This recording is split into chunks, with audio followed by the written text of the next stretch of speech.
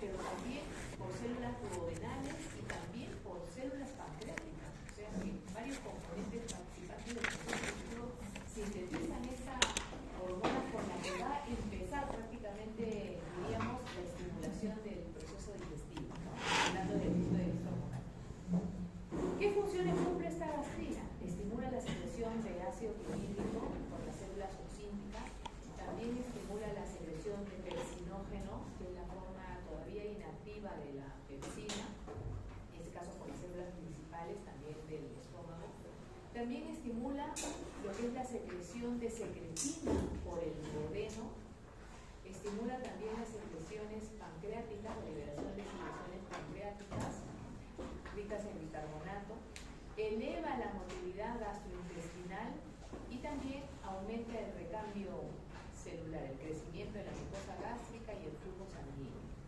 Entonces ahí estamos viendo varios participantes, varios procesos que finalmente esta gastrina me va a estimular. La colecistoquinina.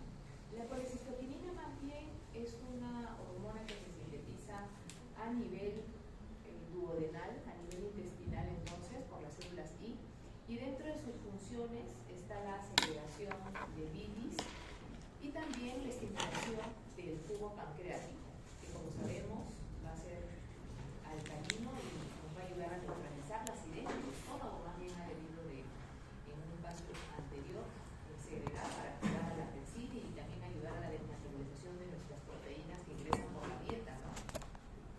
Entonces, como vemos, esta colecistoquinina es estimulada especialmente cuando llegan alimentos ricos en grasas y también en proteínas o sus constituyentes que serían los aminoácidos. Frente a ese tipo de nutrientes alimenticios se estimula su secreción, ¿no? Como vemos, estimula a la vesícula biliar, donde se está almacenando la bilis sintetizada a nivel hepático que está cargando allí, y también tiene una estimulación sobre el páncreas, es decir, glándulas anexas para este proceso digestivo, ¿no? ¿Y qué cosa es la bilis? La bilis es una secreción que es rica en lo que son las sales biliares o ácidos biliares, como son el ácido fólico, el ácido oxifólico, también contiene agua, también contiene colesterol, también puede contener fosfolípidos. Y esta bilis, ¿para qué nos sirve? Cumple dos funciones muy destacadas. Ayuda a emulsificar las grasas y también ayuda para que se puedan absorber. Pero por ahí alguien me dirá, profesora, pero la absorción de las grasas no era fácil por lo que son lipídidos, absorberse a través de la membrana celular, no era fácil para los seres de esa naturaleza. Sí, claro que es fácil para la gran mayoría de ellas. Sin embargo, recordemos que estas grasas van a caer primero desde la dieta en la luz intestinal, y en esa luz intestinal hay agua. Y el agua es el medio que les adversa a las grasas, ¿no es cierto? Entonces, primero van a tener que superar la situación de me puedo absorber en las paredes de los enterocitos, pero ¿cómo llego a esas paredes si tengo que superar que el agua me está rodeando? ¿No es cierto? Y aquí, como les digo, tiene un segundo rol la bilis. Cuando hablo de su rol emulsificante, ¿a qué nos estamos refiriendo? Emulsificar es separar grandes glóbulos de grasa en pequeñas micelas. Las moléculas que son de naturaleza hidrofóbica, recuerden que ustedes tienden, como repelen el agua, tienden a juntarse o a protegerse, ¿no? Ahí las fuerzas hidrofóbicas empiezan a obrar y se juntan formando grandes agregados. Entonces, en el proceso digestivo, si vamos a querer atacarlas, esas grasas posteriormente con enzimas hidrolíticas, no les conviene que sean grandes glóbulos de grasa, porque ya sabemos que la unión hace la fuerza. Contra más grandes y más apretaditos están, más difícil es actuar sobre ellas, ¿no? Y es por eso que la bilis empieza a romper esos grandes glóbulos de grasa y comienza a generar pequeñas micelas que sean más fácilmente atacables posteriormente por las enzimas hidrolíticas, ¿no? Que van a romper a esos lípidos. La bilis también hay que decir que sufre una reabsorción, es decir, si bien es cierto, se libera a nivel intestinal, ahí se liberan las sales biliares, vamos a decir, primarias.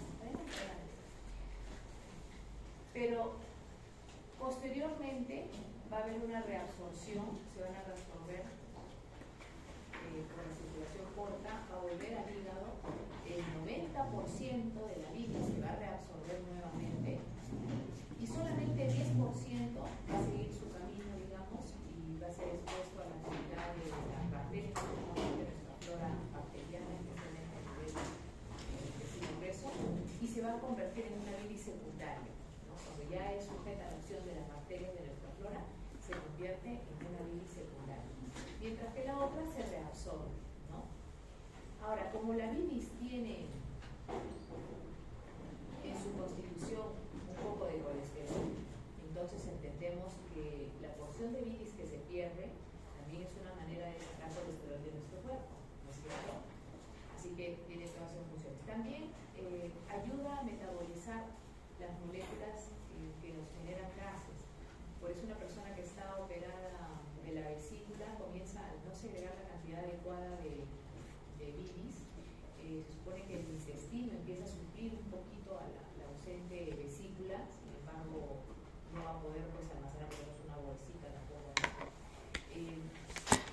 La liberación de estas se hace más baja, entonces empiezan a haber problemas digestivos, ¿no? La digestión se hace más lenta, la persona a veces tiende a adelgazar justamente porque como se queda llena por mucho rato porque no está digiriendo correctamente, entonces no quiere comer tan pronto, ¿no? O come poco, y encima se generan gases que no se metabolizan fácilmente. Entonces esas gases también dan sensación de llenura porque no deja bajarla, no deja bajar la comida cuando se generan gases a nivel del tracto digestivo. Por otro lado, la secretina. La secretina también es sintetizada a nivel de las células duodenales, miren como el intestino delgado tiene importantes funciones aquí, ¿no? Pero por las células S granulares del duodeno. La secretina lo que va a hacer es prácticamente termina el proceso de digestión, no manda señales que indican que ya el proceso digestivo está terminando. Estimula la secreción pancreática, pero ahora una secreción pancreática no tan rica en enzimas digestivas, como si fue el caso de lo que estimuló la gastrina, sino ahora más bien rica en bicarbonato, pero baja en enzimas, porque ya las enzimas deben haber actuado, ¿cierto? Y ahora vamos a cerrar el proceso. Estimula la secreción de bilis, pero ahora con más agua y electrolitos. Inhibe, por otro lado, a la primera, que era la que arrancó el proceso, hay que bloquearla, inhibe a la gastrina y también inhibe la secreción de ácido clorhídrico y va a disminuir también la motilidad gastrointestinal porque ya no hay necesidad, ya que ya el proceso está terminando, finalizando, ¿no? Tanto la gástrica como la intestinal. Hay que señalar que la gastrina, su acción se va a inhibir con la misma presencia de acumulación de bicarbonato. El mismo bicarbonato la va a bloquear. Hemos hablado entonces un poquito respecto de hormonas regulando este proceso. Pasemos a hablar también de lo que son las enzimas hidrolíticas. Aquí les he preparado un cuadrito donde estoy colocando entonces las principales enzimas que participan en la digestión de proteínas, carbohidratos, lípidos y ácidos nucleicos. Y las he colocado en tandadas, porque como siempre les digo, una imagen queda más rápidamente que ustedes estén de manera literal estudiando, preferible que capten la imagen. Y las he colocado en una altura que hace referencia, por si acaso, al lugar donde se sintetiza, al órgano que está implicado en su síntesis, ¿ya? Entonces, si hablamos de las proteínas, a ver, empecemos por las proteínas. ¿Dónde empieza, si yo les pregunto en el examen, dónde empieza la digestión de las proteínas? La pepsina. En el estómago, ¿no es cierto? Gracias justamente a la pepsina, que ya sabemos que nació como pepsinógeno y que posteriormente se ha debido activar por el ácido clorhídrico la forma de pepsina. Posteriormente, la digestión de las proteínas va a continuar gracias a enzimas pancreáticas, como las que ya hemos mencionado antes, cuando estábamos estudiando cómo cortaban, como es el caso de tripsina, quimiotripsina, también actuará carboxipeptidasa y también la elastasa específicamente que actúa sobre la elastina. Se complementará también su acción gracias a otras enzimas más que más bien son de origen intestinal, como serían las aminopeptidasas, porque acá estamos viendo que están actuando las carboxi y después van a actuar las aminopeptidasas. También se sintetizan a nivel intestinal dipeptidasas que nos pueden ayudar a cortar algunos dipéptidos que todavía han quedado, y también actúa la enteropeptidasa, también conocida como enteroquinasa. Entonces, si nos damos cuenta, lo que les decía, me parece también cuando hablamos de las proteasas, no nos conviene que primero actúen las de las esquinas, ¿no? Porque primero más bien actúan las endopeptidasas. ¿Se acuerdan que clasificamos a estas peptidasas las que cortan adentro y las que cortaban el primer y último enlace, ¿no? Las que cortaban el primero, aminopeptidasas, me liberaban al aminoácido N-terminal, las carboxilas que cortaban al último enlace me liberaban al aminoácido carboxiterminal. Entonces, como les decía, primero no van a actuar ellas, primero van a actuar las endo principales, como tripsina, pepsina, que siempre son las más conocidas, ¿no? Para que ya una vez que yo tenga varios fragmentos, supongamos que llegaron largas cadenas proteicas, pero ahora cuando actuaron las endo me generaron muchos fragmentos, y ahora sí, como tengo muchos fragmentos, tengo más puntos de acción para la de los extremos, porque tengo más extremos ya que tengo más fragmentos. Así que ella actuará la carboxi y luego posteriormente la aminopeptidasa. Con respecto a los carbohidratos, ¿qué diríamos? ¿Dónde empieza la digestión de los carbohidratos a diferencia de la de las proteínas? En la boca. Esa más bien empieza en la boca por acción de la amilasa salival, también conocida como tialina. Solamente la de la salival es la que se conoce como tialina. Y digo solamente porque seguramente ya están recordando que también tenemos otra amilasa, ¿no? La amilasa pancreática, ¿no? Pero esa no se conoce con esa denominación. Entonces, la primera en actuar va a ser la amilasa salival. ¿Y por qué tendremos dos? Porque en realidad la acción de la amilasa salival es muy breve, ¿no? Porque uno deglute rápido y peor en estos tiempos que uno come todo apurado, ni siquiera se toma el tiempo de masticar y de gustar correctamente los alimentos, ¿no? Llegamos y metemos todo a velocidad máxima, ¿no? Exacto, estamos luchando contra eso en la actualidad. Y bueno, y eso genera también otros problemas, ¿no? Una mala digestión, gastritis también, si es que sobre todo no comemos a nuestras horas, y aparte que nos estamos quitando un momento que debe ser gratificante en el día. Nosotros durante el día debemos de tener momentos gratificantes, que nos den felicidad, que no todos los días sea solamente responsabilidades y responsabilidades. Y la alimentación es placentera, ¿no es cierto? Cuando nosotros comemos algo rico.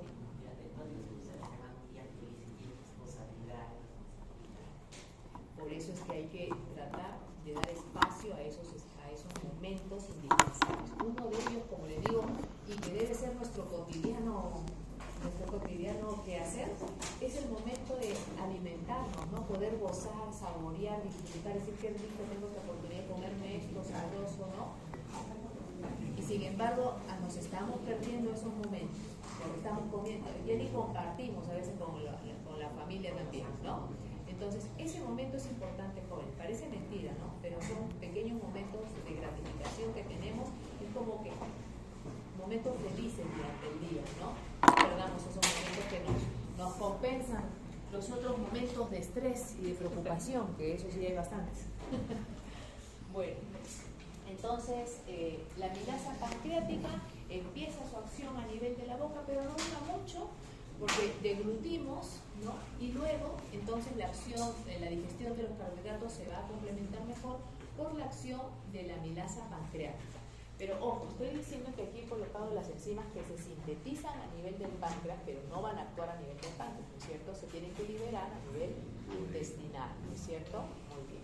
Entonces, se complementa con la acción de la amilasa pancreática y posteriormente van a actuar enzimas que nos van a ayudar a la digestión de los demás carbohidratos más pequeños que se van a generar por la fragmentación de las amilasas sobre polisacáridos como almidón o glucógeno.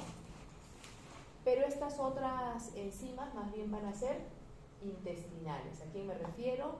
La maltasa, la isomaltasa, también necesitaremos la lactasa para metabolizar la lactosa, la sacarasa también, ¿no? Y miren cómo estas varias conocidas son más bien intestinales. Entonces, ¿qué hace la amilasa salival?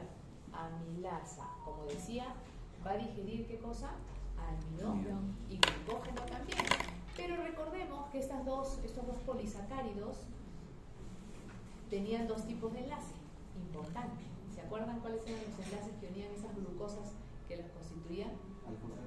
Muy bien, alfa 1,4 y también había alfa 1,6. En el caso de la amilopectina, ¿no? Teníamos alfa 1,6 y en el caso del glucógeno, ahí sí bastante, en toda la estructura había alfa 1,4 y alfa 1,6 también.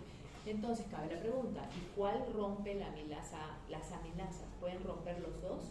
No, solamente rompen los mayoritarios, por eso el nombre. ¿Cuál será entonces el que rompe? ¿Cuál es el mayoritario? El alfa 1,4. Muy bien, porque los alfa 1,6 solamente en los puntos de nacimiento de la rama, no en toda la rama se repetía, solo donde nacía la rama ahí encontramos ese enlace. Entonces, ya recordamos que estas enzimas solamente me van a romper el alfa 1,4. Entonces, imaginemos la estructura gruesa que ya nosotros habíamos visto del almidón, la amilosa, la amilopectina y el glucógeno, y ahora imaginemos que se van a generar fragmentos que pueden ser medianos o pueden ser chiquitos, ¿no? Podemos obtener de la hidrólisis del almidón, ¿qué cosas? Dextrinas límite, ¿no? Alfa-dextrina, muy bien, maltotriosas, maltosas, inclusive también algunas glucosas, pero no tanto unidades, generalmente son fragmentos lo que vamos a obtener, ¿no? Maltosa, maltotriosa. Dextrina a los grupos pequeños, pero grupos más o menos de 8 a 9 unidades de glucosa, donde encontramos enlace alfa 1,6 también. O sea, esas zonas donde estaba la rama, un sector así amplio, ¿no? Pero justo que contiene generalmente a la rama, que no se ha podido cortar, ¿no? Entonces, una vez que estas amilasas ya me generaron fragmentos medianos y pequeños, y por otro lado también ha ingresado por la dieta sacarosa, hemos consumido, ¿no? Sacarosa, hemos consumido lácteos, entonces también necesitamos la acción complementaria de otras enzimas. La lactasa para romper la lactosa, la sacarasa para poder romper al disacárido sacarosa. O sea, estas son disacaridasas, ¿no? La maltasa también rompe la maltosa, que también son dos glucosas. Y la isomaltasa es la que rompe a la isomaltosa. ¿Qué cosa es la isomaltosa? Isomaltosa. Debe ser parecida a la maltosa, ¿no? La maltosa estaba constituido de ¿qué? Dos glucosas, pero dos glucosas que estaban una al costado de la otra. En cambio, la isomaltosa es la que tiene, exacto, es justo el punto de la rama, ¿no? Y por lo tanto, la isomaltasa será la que rompe ese enlace alfa 1,6 que estaba en la rama. Así que esta de acá, no se lo olviden, porque es la que no va a romper la rama. Es la que tiene la capacidad de romper los enlaces alfa 1,6. Ya hemos dicho cuál rompía el alfa 1,4 y ahora estamos viendo quién rompe el alfa 1,6. Los lípidos. En el caso de los lípidos y los ácidos nucleicos, como ustedes pueden ver, el rol principal de la digestión lo tiene el páncreas, ¿no? Vaciando sus enzimas a nivel intestinal. En el caso de los lípidos vamos a necesitar lipasas para poder romper triglicéridos. A veces se confunden por la denominación, ¿no? Lipasas, y me dicen son las que rompen todo lípido. No, las lipasas son básicamente las que rompen triglicéridos, ¿no? Justo el lípido que es el más abundante, que entra en la dieta, el que nosotros almacenamos, ¿no es cierto? La forma de almacenamiento grasa que tenemos, así que quizás por eso, por la importancia de los triglicéridos, es que se le ha dado a su enzima que lo rompe esta denominación de lipasas, ¿no? Hay varias lipasas. Acá estamos hablando de la lipasa pancreática, pero en realidad también hay una lipasa salival y también hay una lipasa estomacal. ¿Pero por qué acá no está destacado? Porque aquí se están destacando principalmente las necesarias para la digestión en un adulto, ¿no? La lipasa salival más bien actúa sobre triglicéridos que están esterificados con ácidos grasos de cadena corta. Y la estomacal también puede cortar triglicéridos, pero que sus ácidos grasos que se han unido formando ese triglicérido sean de cadena corto-mediana. Y como esos tipos de triglicéridos no abundan en el alimento de un adulto, es que no se está destacando aquí. Pero ¿dónde se abundan? Los de cadena corta, sobre todo en la leche. Quiere decir que por eso para los recién nacidos esas lipasas sí serían importantes, ¿no? Porque la dieta de un recién nacido básicamente es leche. Y como la leche sí está constituida de ese tipo de triglicéridos, ahí sí tiene un rol importante, ¿no? Pero para nosotros no tanto. Aparte de las lipasas, entonces, acá destacando, por ejemplo, la pancreática, también necesitaremos fosfolipasas para romper específicamente los fosfolípidos. tipos de fosfolipasas. Acá estamos mencionando una de las más activas, que es la forma A. También necesitaremos colesterol esterasas. ¿Para qué las colesterol esterasas? Para romper los ésteres de colesterol, ¿no es cierto? ¿Y qué eran los ésteres de colesterol? Un colesterol que en su grupo H había ganado un ácido graso, ¿no? Se había esterificado con un ácido graso. Como el colesterol tenía el OH, era el alcohol, y el ácido graso, el ácido, por eso éster, ¿no? Y así que para poder separar ese ácido graso del colesterol y dejarlo como colesterol libre, necesitamos a estas enzimas. Y finalmente, no nos olvidemos igual los ácidos biliares o sales biliares para poder correctamente permitir que estas enzimas actúen sobre pequeños glóbulos de grasa y que no sean asociados mucho, ¿no? En el caso de los ácidos nucleicos vamos a necesitar ¿a quiénes? Bueno, para romper ADN, adeneasas. Para romper ARN, adeneasas. ¿Qué me liberará una adeneasa y una adeneasa? Si yo rompo la macromolécula, lo que voy a obtener son monómeros constituyentes. Entonces, imaginemos que después que actuaron estas, se liberaron ¿qué cosa? Nucleótidos. Pero el nucleótido todavía lo puedo dividir más, ¿no es cierto? ¿El nucleótido de qué estaba constituido? Fosfato, muy bien, el azúcar, la pentosa y la base nitrogenada, ¿no? Entonces, podríamos quitarle el fosfato, ¿no? Para empezar. ¿Cómo se llaman las enzimas que quitan fosfato? Fosfatasas. Entonces, una vez que actuaron fosfatasas sobre los nucleótidos que me dejaron estas de aquí que actuaron, me queda un nucleósido, ¿no? Entonces, ¿quiénes vendrán a romperme los nucleósidos? Nucleosidasas, ¿no? Y con esto ya he completado entonces separar cada uno de los componentes del nucleótido y tener pues fosfato, tener el azúcar que ya se podría absorber por mecanismos de transporte especializados y tendría la base nitrogenada que también, gracias, no nos olvidemos, a permeasas, ¿no? A permeasas ingresan estas moléculas a través de la membrana celular. Entonces, de todas las localizaciones corporales, tejidos que participan en lo que es la digestión, ¿quién se lleva el premio aquí? ¿Quién alberga la mayor parte de las enzimas hidrolíticas? El páncreas. El páncreas, ¿no es cierto? Tan importante entonces nuestro páncreas para poder hacer correctamente un proceso digestivo.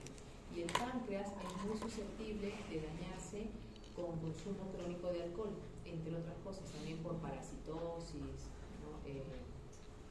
Y bueno, por cálculos vesiculares que se filtran hacia el páncreas también puede verse comprometido, ¿no? Pero bueno, eso ya serían casos un poco más dramáticos. El caso del consumo crónico del alcohol sí da pena, ¿no? Porque en realidad no sería necesario y sin embargo muchas personas se lo van a generar, ¿no? Por no medirse. Así que siempre mucho cuidado. Hay que estar tratando de eso. Muy bien, hablando un poquito más entonces de la digestión de los carbohidratos. Bueno, no de los carbohidratos, hablemos de la secreción salival, que claro, tenemos muy importante lo que empezaba la de los carbohidratos a nivel de la boca.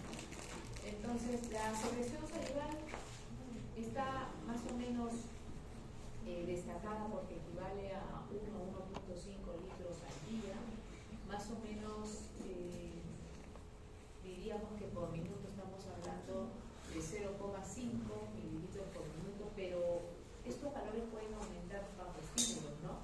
¿Quién no ha sentido que ha salivado cuando ha pasado por un local y ha sentido una rica comida, ¿no?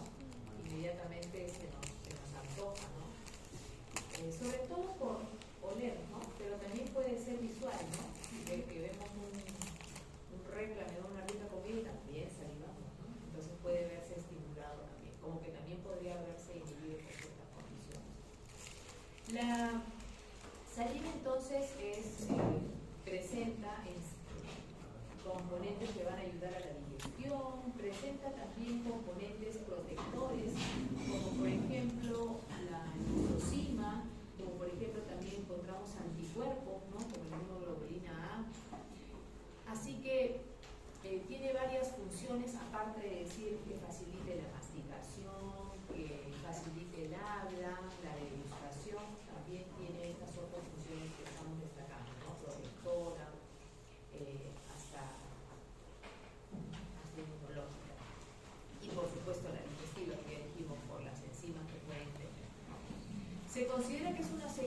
hipotónica, con un pH que varía alrededor de la neutralidad, o sea, puede ser ligeramente ácido, 6,5, o ya yéndose al ligero alcalino, como dice, hasta el 7,5, ¿no? ¿De qué dependerá ese pH?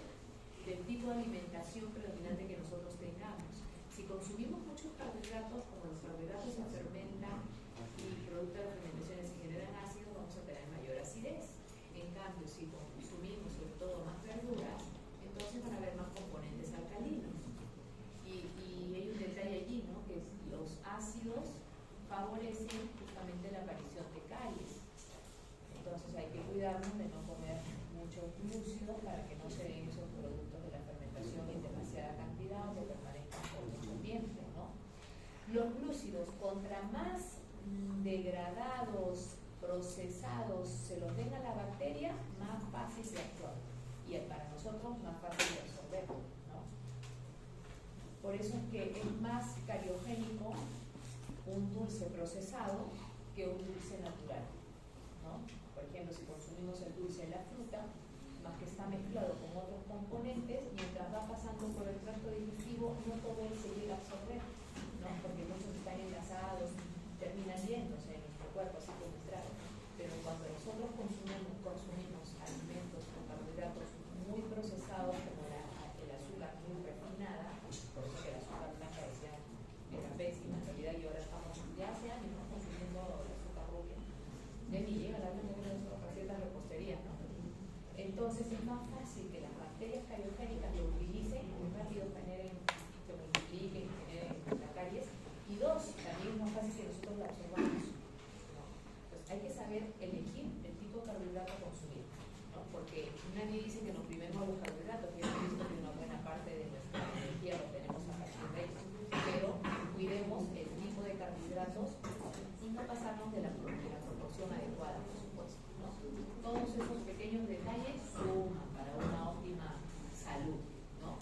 El tema dental no es un tema meramente estético, ¿no? Es un tema que puede afectar la autoestima y por supuesto generar hasta depresión si uno está pues, con dolores constantes, caries, ¿no? Así que a cuidar, gingivitis, todos los compromisos que podrían darse, ¿no? La saliva se secreta principalmente por las glándulas parótidas, esas que se nos inflaman cuando nos dan parotiditis o paperas, están por acá, grandecitas como ustedes ven, pero también hay otras glándulas que también segregan saliva, como la parótida tiene también glándulas accesorias de la parótida, pero también está la sublingual y las submandibulares, ¿no? Y ahí podemos ver.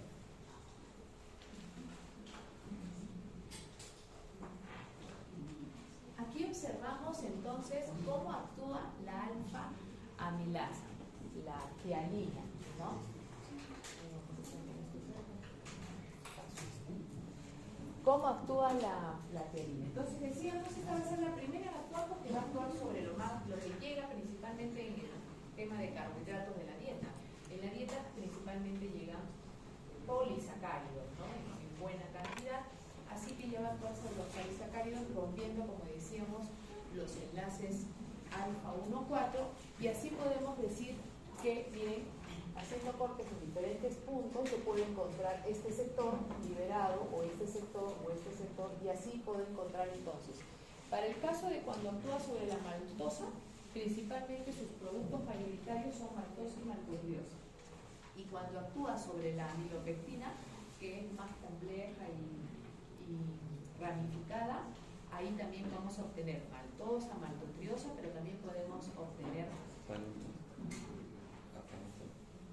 ¿qué? Dextrinas, sí, también podemos obtener dextrinas, glucosa libre, como estamos viendo acá, ¿no?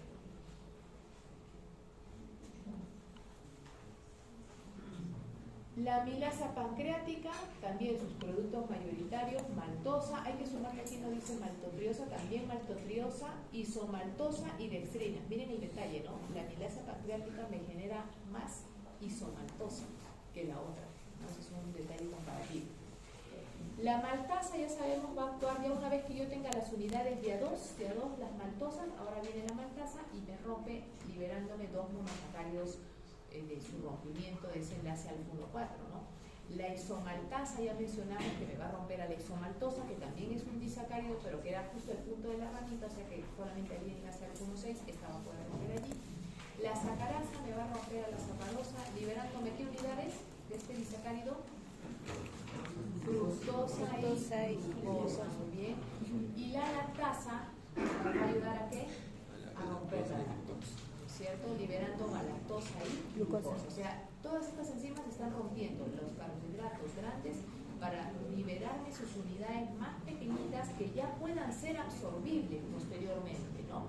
Esa es la finalidad de nuestro tracto digestivo, que durante ese viaje las moléculas, las macromoléculas grandes que han ingresado vayan siendo cortadas, facilitando que estén en sus formas más pequeñitas para que sí puedan ser absorbidas, porque recuerden que la membrana no deja pasar estructuras grandes, ¿no es cierto?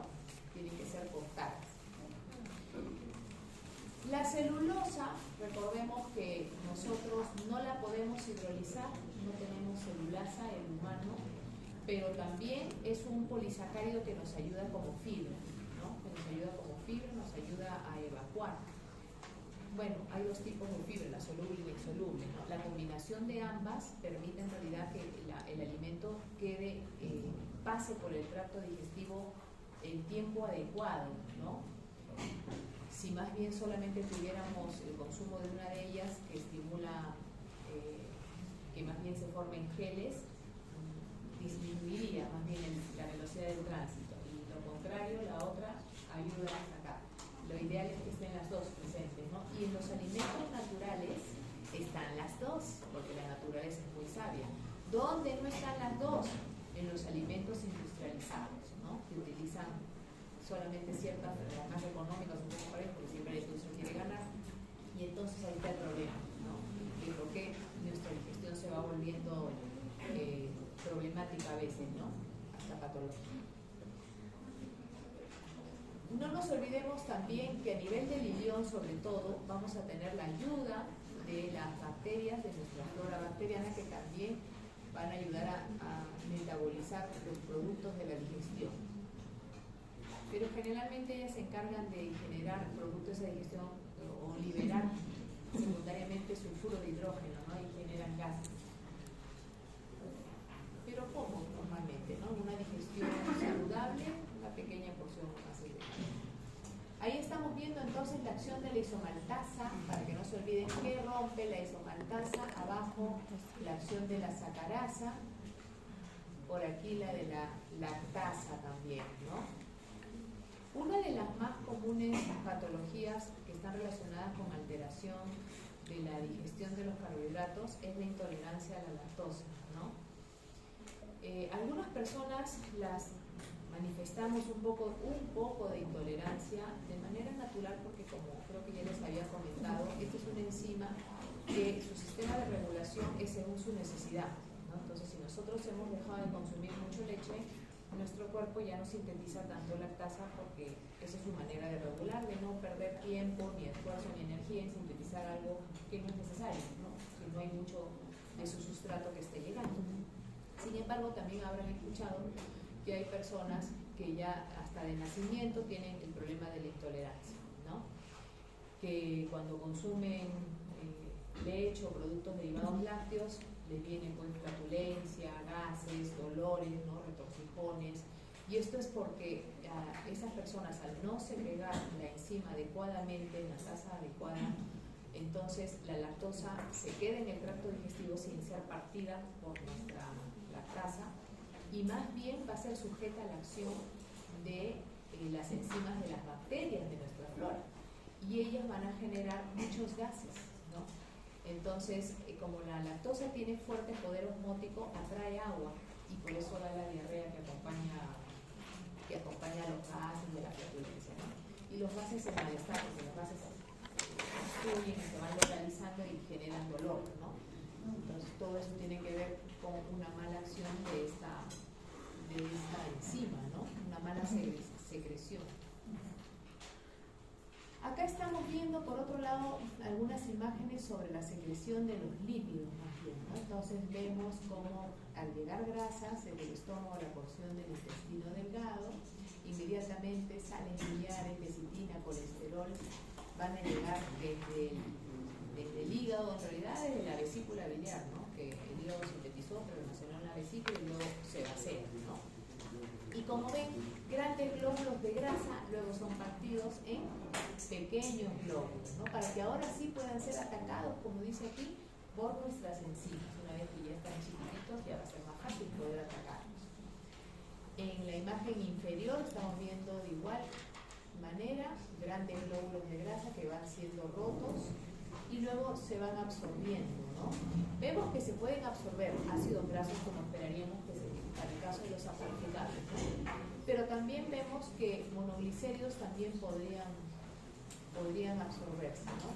Pero para que se absorban mejor, el monoglicérido no es el que está allí, por lo menos, que sería el 2-monoacilglicérido, porque le queda el ácido graso del segundo H, no facilita mucho tampoco, no es muy rápida esa función, ¿no? Entonces sería mejor si lo llega a perder y solamente se absorbiera glicerol y por otro lado ácidos grasos libres. Eso sería más fácil para las células intestinales, ¿no? Así que luego vamos a hablar de enzimas que nos ayudan a romper estos de aquí, que son un buen producto de la acción de las lipasas, los monoacilglicéridos.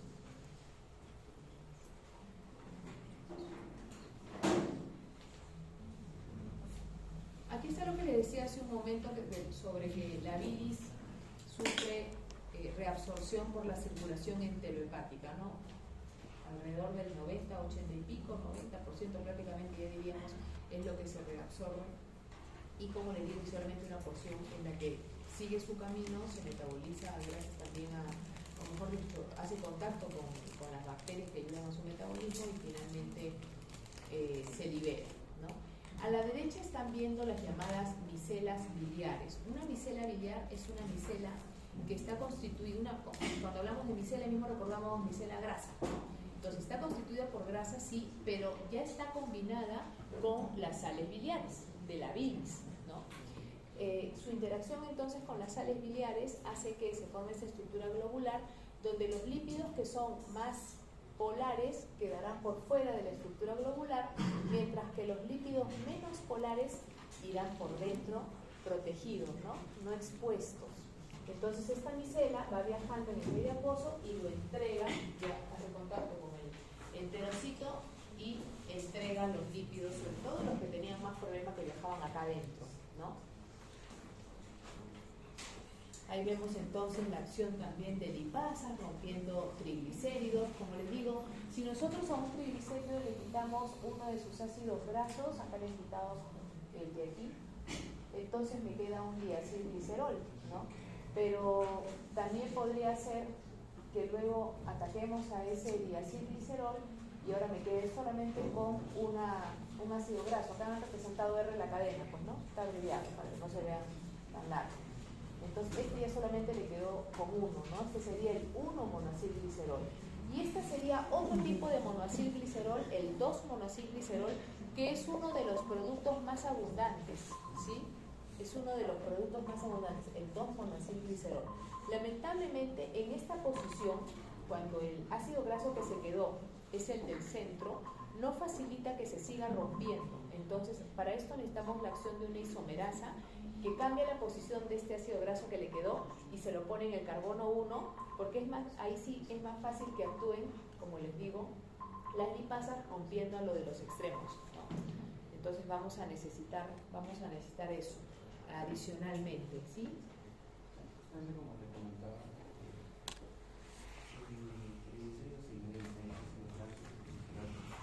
que no podía verificar es que el triglicérido era, ¿dónde se encuentra el tercer ácido graso?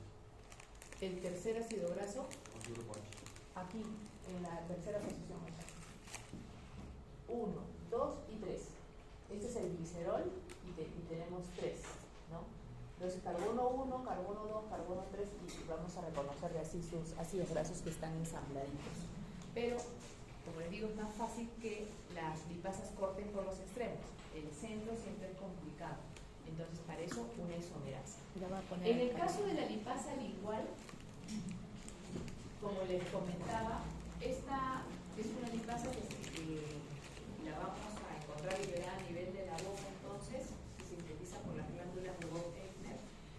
Pero el sustrato de acción de estas enzimas son triglicéridos con ácidos grasos esterificados con ácidos grasos de cadena corta. Entonces, por eso es que les digo que su acción va a ser más importante en los recién nacidos que consumen leche, ¿no? Porque ese tipo de ácidos grasos cortimerianos son más abundantes en la leche. Esta lipasa, miren, sus productos son el 1,2 diacilglicérido, o sea, solamente me ha roto el tercero, ¿no?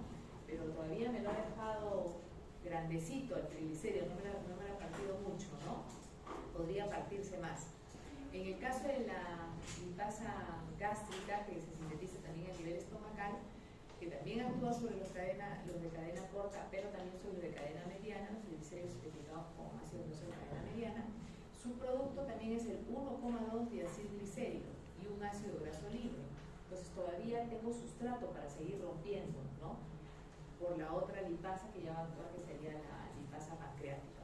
Ambas, su pH óptimo de acción es entre 3 a 6. Quiere decir que una vez que abandone el estómago ya no va a poder actuar, ¿no? Porque el medio ácido se está yendo. Aquí vemos el caso de la lipasa pancreática. La lipasa pancreática, que va a ser la más importante en el rompimiento de triglicéridos, tiene dos demandas, tiene dos necesidades. Necesita de la colipasa y va a necesitar para completar su acción, que es la mejor, la máxima, la más abundante entre las tres lipasas, va a necesitar también de una isomerasa. La colipasa es un cofactor proteico que también se sintetiza a nivel pancreático y que se va a necesitar para mantener la estabilidad de la lipasa, porque la lipasa, por exposición a las sales biliares, se puede alterar su estructura y perder su función. Entonces, la presencia de la colipasa ayuda a que la lipasa no altere su estructura en presencia de las sales biliares, le da un tiempo más de acción, facilita su estabilidad. Y por otro lado, la isomerasa que pongo más abajo, he puesto para mayor velocidad de acción, ¿no? Porque la isomerasa va a convertir los dos monacilglicéridos en uno monacilglicérido y más rápidamente la lipasa va a poder romper en esta posición, porque como les decía, o sea, más rápidamente se va a poder dar el proceso digestivo y lípido, porque ya voy a poder romper más, pues, ¿no? Al haber hecho ese cambio de ubicación del ácido graso. Sus productos más importantes son los dos monacilglicéridos y dos ácidos grasos. Entonces no se olviden que esta ya me genera uno solo, ¿no? El esqueleto con uno solo, pero lamentablemente ese uno solo es el del medio, por eso que va a necesitar la acción de las otras. Ahí vemos la acción de las colesterol esterasas, vemos representado un éster de colesterol, porque ya donde debería tener su grupo H, está representado un ácido graso ahí anclado, ¿no? Entonces estas esterasas van a separarlo liberándome colesterol libre y ácido graso libre. Por otro lado tenemos las fosfolipasas para romper fosfolípidos, pero miren aquí, tenemos varios tipos de fosfolipasas. Entonces tenemos que, si esta es la cabecita del fosfolípido, ¿no? Que la cabecita donde está el grupo polar, el fosfato, y ya viene el glicerol donde se anclan las dos patitas que decimos, o dos politas, que son sus ácidos grasos anclados. Este más alejado del glicerol, más alejado de la cabeza, sería su carbono 1, este carbono 2 y este carbono 3. Entonces tenemos una fosfolipasa A1 que específicamente me rompe al ácido graso que está unido al carbono 1. En cambio tenemos otra que es la A2, que específicamente me corta al que está ubicado en el carbono 2. Por otro lado, ¿cuál les dije que era más activa? Las A, ¿no? Las A mencionamos hace rato. Pero también tenemos otro tipo de fosfolipasa que es la C, que más bien me rompe aquí, me separa entonces cabeza de cola, diríamos, ¿no? Cabeza de cola. Y por otro lado, la última fosfolipasa sería la D, la que ya me separa los dos componentes de la cabeza, ¿no? Que sería el grupo polar del fosfato. Ahora, cuando estos fosfolípidos se rompen, a veces también solamente se le está quitando un ácido graso, y no se le llega a quitar los dos en un primer momento. Cuando me queda el esqueleto de un fosfolípido que ha perdido un solo ácido graso, a eso se le llama lisofosfolípido, porque ya fue lisado, claro, no completo, ¿no? Solo se le quitó una patita, pero todavía puedo actuar. Y entonces, como ustedes pueden ver, aquí también estamos viendo que si me queda con un ácido graso es un lipofosfolípido, ¿no? Y tengo el ácido graso que se perdió libre. Sobre estos lisofosfolípidos también tenemos otra enzima, que son las lisofosfolipasas, que pueden quitar el otro que le quedaba, ¿no? El otro ácido graso. Y después pueden actuar otras enzimas más también para separar inclusive la cabecita. Fosforilasas, por ejemplo, para quitarle la parte adicional de la cabeza. Secreción gástrica. Ya hemos mencionado entonces que a nivel estomacal se sintetiza el ácido clorhídrico por las células oxínticas, el bencinógeno por las células principales, pero también hay que decir que se sintetiza el factor intrínseco por las células también parietales, que es un factor necesario para poder absorber la vitamina B2, ¿no?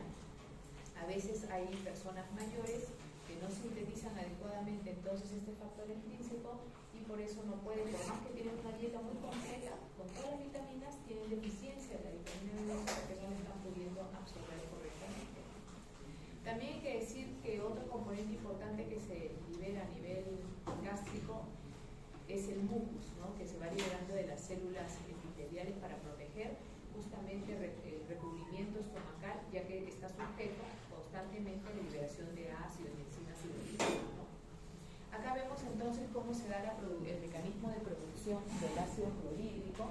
Esta es la luz intestinal, o sea, es la cara de estas células parietales que miran hacia la luz, y esta sería su otra cara opuesta que comunicará con lo que es la irrigación sanguínea, ¿no? Los vasos sanguíneos que irrigan a este estómago. Entonces vemos que para generar la acidez necesitamos una bomba de protones que a lo que me saca el componente hidrógeno me ingresa potasio. Por otro lado, veo que también hay otra proteína transportadora que me saca cloro. La misma situación no sucede en la otra cara, ¿no? Para la otra cara más bien veo que saca bicarbonato hacia la sangre, a lo que ingresa este cloro que después también lo hace a nivel estomacal, ¿no? Para que luego se forme el ácido clorhídrico, ¿no? Entonces necesitamos que se bombee esto y que se bombee lo de aquí para que finalmente se forme el ácido clorhídrico. Y acá, ¿qué tipo de transporte sería este? Antiporte, simporte. Antiporte, ¿no? En realidad este es un antiporte y aquí también veo, ¿no? Antiporte. Es un antiporte. Acá más bien Simporte. uniporte, acá, ¿no? Uniporte. Hay varias sustancias que podrían estimularnos la secreción de lo que es el ácido clorhídrico, como por ejemplo la histamina, la gastrina, que ya hemos dicho que es la hormona que nos va a estimular esto, pero también la cafeína, ¿no? Entonces hay que tener cuidado las personas que sufren de gastritis que no consumen cafeína porque va a estimular, ¿no? Y nadie quiere estar con ese malestar. Para evitar la gastritis, bueno, la gastritis puede ser generada por desequilibrios a la hora de la alimentación que se van dañando ustedes mismos, alteran este proceso que debe ser a sus horas, ¿no? Respectivas, que nuestro reloj biológico corporal ya sabe a qué horas tiene que liberarse el ácido clorhídrico. Si ustedes no comen adecuadamente a sus horas, igual ya hay un estímulo de liberación y por lo tanto al no caer sobre comida, cae directamente sobre la mucosa estomacal, entonces se va dañando, ¿no? Y por supuesto, otros ya son los casos de quien sea lamentablemente contagiado con el Helicobacter pylori, ¿no? Esta bacteria que es bien difícil de erradicar, no imposible, ¿no? Y que hay que tener entonces cuidado de siempre lavar bien sobre todo las verduras, ¿no? Para que no vayamos a contaminarnos con el Helicobacter, ¿no? Ustedes que son universitarios tienen que cuidarse mucho de la gastritis y de la anemia. sobre todo los universitarios de ciencias de la salud, porque su ritmo de estudios es bien alto. Y dentro de las patologías que más podemos identificar en nuestros jóvenes, que por suerte no son muchas, pero las que casi siempre aparecen son gastritis y anemia. Anemia sobre todo para las señoritas, ¿no? Hay que cuidar una buena dotación de hierro, porque ustedes están todo el día en actividad, ¿no? Su carrera demanda mucho. Y como sabemos, las mujeres por el proceso de menstruación perdemos una buena cantidad de eritrocitos. Entonces, si no tenemos una alimentación que compensa eso, ahí viene la anemia. Por eso digo, cuiden mucho su alimentación, ¿ya? Traten de colocarle yo un pequeño tips, ¿no? Que voy a dar. Cuando se hagan sus juguitos, no sé si su mamá les ayuda haciéndoles el juguito de la mañana, aunque dicen que es mejor no consumir jugos sino masticar la fruta, ¿no? Pero a veces no hay tiempo, seamos sinceros, ¿no? No hay tiempo de estar masticando, uno quiere rápido, ya está, me voy. Bueno, siendo realistas con nuestra realidad. Combinen ese juguito que no sea pura fruta, ¿no? Que tenga también algunas verduritas, ¿no? Le pueden poner el pepino, que dicen, ¿no? El pepinillo, ¿no? El pepinillo, le pueden poner, yo le pongo, por ejemplo, espinaca, y aprovecho así que me entre un poquito del verde, que aparte que ayuda también a la digestión, está pues rico de vitamina E, vitamina C, ¿no? La espinaca tiene calcio, además la espinaca. También pueden cocerse, incluso un día antes, cocer quinoa y ya la tienen cocidita, refrigerada, y unas 2 cucharitas, ya tiene su fuente proteica, también su jugo. Entonces ya no es puro carbohidrato. Porque ese es el problema, cuando el jugo es de puro carbohidrato, ya hay estudios que señalan que genera picos muy rápidos de insulina, porque está pues incluso licuadito, como les digo, y puro glúcido. Entonces, ¡pum!, se dispara. Y esos disparos muy altos no ayudan, ¿no? Puede a la larga estimular una diabetes, ¿no? Entonces, por desequilibrio de la secreción de insulina. Por eso es que los alimentos en las horas principales tienen que tener su buena fuente proteica. Entonces, los que se tomaban solamente el juguito no están haciendo bien, porque se están metiendo más carbohidrato y prácticamente no hay fuente proteica.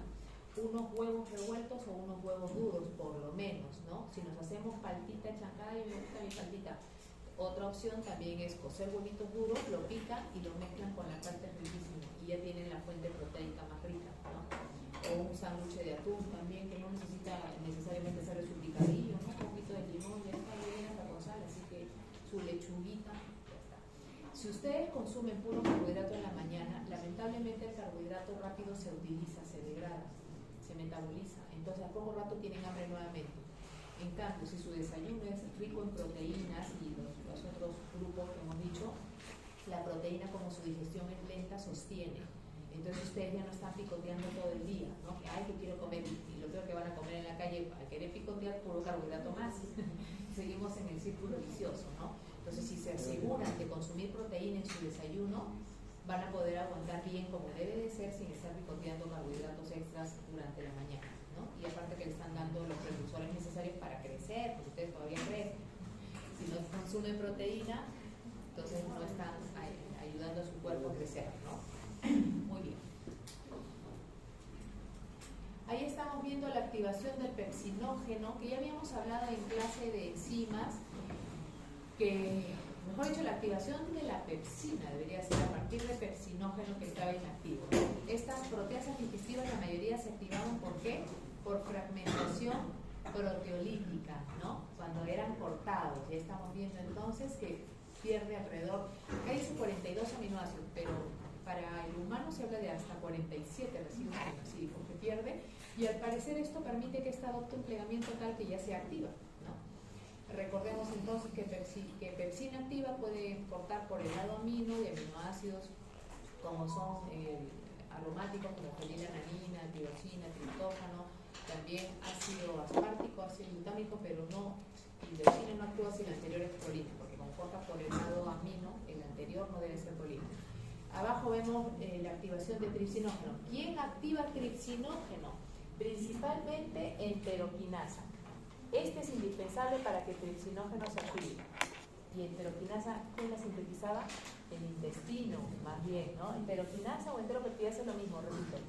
Pero una vez que esta enteroquinasa ya activó algunas moléculas de tripsinógeno, o sea, ya lo cortó y ya pasaron a la forma de tripsina, La misma tripsina ya activa puede cortar más de su mismo tipo, o sea, de su precursor, ayudando a que el proceso de activación sea más rápido, ¿no? O sea, se genera una cascada de activación en realidad.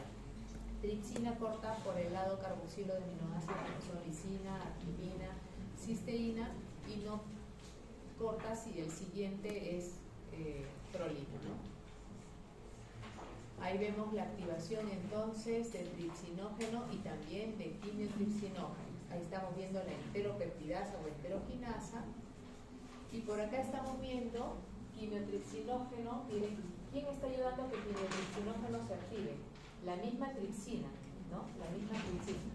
Esta enteroquinasa o enteropeptidasa me activó tripsinógeno pasando a tripsina, y una vez que yo tenía tripsina, esta podía activar a más tripsinógeno e inclusive, como estamos viendo, al quimiotripsinógeno, ¿no? Por eso le digo que la cascada de activación de tripsina a partir de la enteroquinasa facilita que el proceso se dé más rápidamente.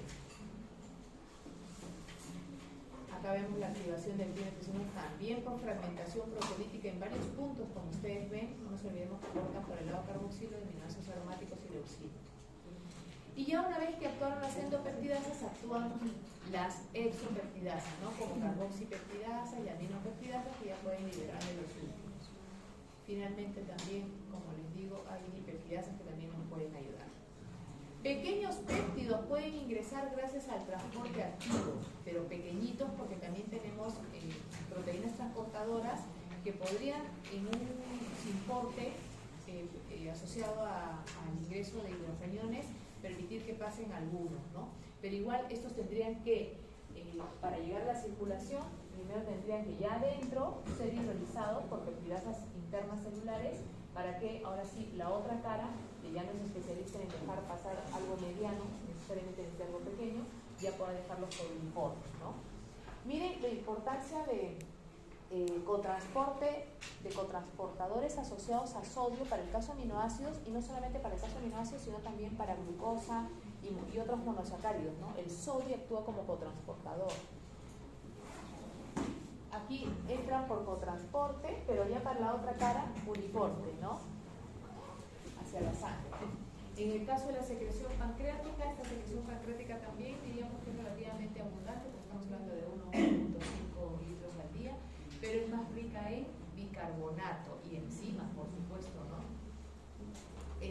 Es isotónica, se considera alcalina entonces por su fracción de bicarbonato, y principalmente la presencia de bicarbonato tiene la función de neutralizar la acidez que el estómago había generado en el bolo alimenticio, ¿no? Ahí estamos viendo entonces que nuestro páncreas tiene, diríamos, ¿no? Un páncreas endocrino y un páncreas exocrino. El endocrino es el que sintetiza las hormonas y el como la insulina, el glucagón, ¿no es cierto? Y el exocrino es el especialista en sintetizar las enzimas hidrolíticas que hemos mencionado, ¿no? Ahí vemos en comparación, el gráfico de arriba ya lo habían visto, la secreción gástrica había sido, lo estamos comparando con ahora la secreción pancreática de bicarbonato. En este caso vemos que se sintetiza el bicarbonato, se libera hacia la luz el bicarbonato en un cotransporte con cloro, que más bien es dirigido hacia adentro, ¿no? Y por la otra cara más bien tenemos una bomba que nos va a ayudar a movilizar sodio y potasio, pero en este caso miren, estamos ingresando sodio, estamos ingresando potasio, a lo que sacamos hidrógeno, ¿no? No es la bomba que ustedes normalmente sacan hidrógeno, el pH no aumentaría. Estás quitando, disminuye, ¿no? claro, estás quitando el componente ácido. Estás quitando el componente ácido. Y necesitamos eso, ¿no? Para que se genere, para que predomine el alcalino, pues hay que movilizar el otro. Pancreatitis aguda. Esta es una situación, una complicación que podemos encontrar en algunas personas que responde a una activación prematura de las enzimas pancreáticas en el mismo páncreas. Habíamos dicho que estas enzimas tenían que vaciarse a nivel intestinal, ¿no? Pero sucede que en algunos casos la activación puede darse en el mismo páncreas, lo cual sería malo, por diferentes causas. Puede ser por parasitosis, como por ejemplo ascariasis, cuando uno se parasita con Ascaris lubricoides, y este puede obstruir, como les digo, los canales de salida. También el alcoholismo, como les decía, o también cálculos vesiculares, esos cálculos que son chiquititos son los que son de temer, ¿no? Cuando una persona tiene cálculos vesiculares grandes, bueno, puede esperar, hacer sus tratamientos naturales y no llegar a operarse, ¿no? Confiado en que los tratamientos naturales le pueden ayudar.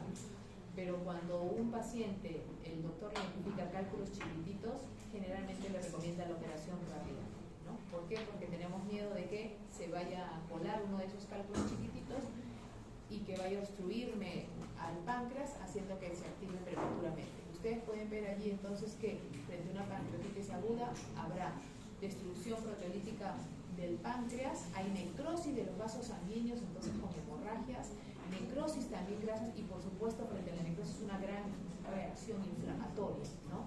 Acá abajo estamos viendo un páncreas normal y un páncreas, miren ya, hemorrágico, necrotizado, ¿no? ¿Qué prueba laboratorial nos puede ayudar a ver el estado de nuestro páncreas?